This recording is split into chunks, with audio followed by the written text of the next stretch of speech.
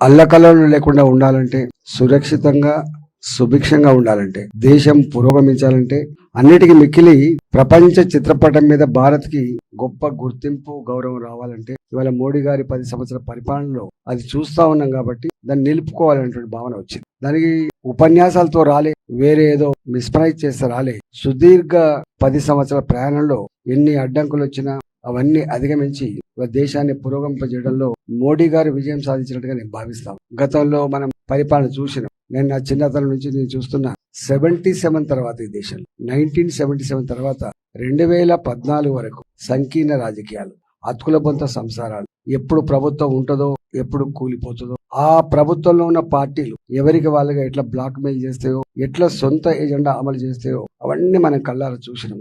దేశ ప్రజలు ఒకటే కోరుకున్నారు, కోల్ స్కామ్ లేంది, ఈ 2G స్కామ్ లేంది, ఈ బోఫోర్ స్కామ్ లేంది, 5 ఏళ్లకు అధికారం కట్టబెడితే ఇంతమంది ప్రధానమంత్రులు మారుడైంది, అన్నిటికీ మికిలి ఈ బ్లాక్ మెయిలింగ్ రాజకీయాలు ఏంటటువంటి భావనతో విసిగిపోయి ఇట్లనే ఉంటే ఇలా పాకిస్తాన్ ఎట్లయితే కుక్కలు చింపిన ఇస్తారు లెక్క అవుతుందో మనకు కూడా అటువంటి ఆస్కారం ఉందని చెప్పి భావించి స్థిరమైన దృఢమైన నాయకత్వం ఉండాలని చెప్పి 2014లో మోడీ గారి పట్టం కట్టింది. సంపూర్ణ మెజార్టీ ఇచ్చి పట్టం కట్టింది. 273 సీట్లు భారతీయ జనతా పార్టీ ఎలోన్ 300 పైచిలకు సీట్లు ఎన్డీఏకిచ్చి గెలిపించింది. 5 ఏళ్లు మనం ఎక్కడ మోడీ గారు ఒక ప్రెస్ మీట్ పెట్టలే, ఎక్కడ మోడీ గారు ఇంకొక పార్టీ గురించి మొదట మాట్లాడాలి. తన చర్య తన పని తను చేసుకుంటూ పోయింది. మళ్ళీ 2019లో ఎన్నికలు వస్తే ఇప్పటి పార్టీలు 6 గ్యారంటీలని 66 హామీలని ఇక్కడ ఇయ్యలే.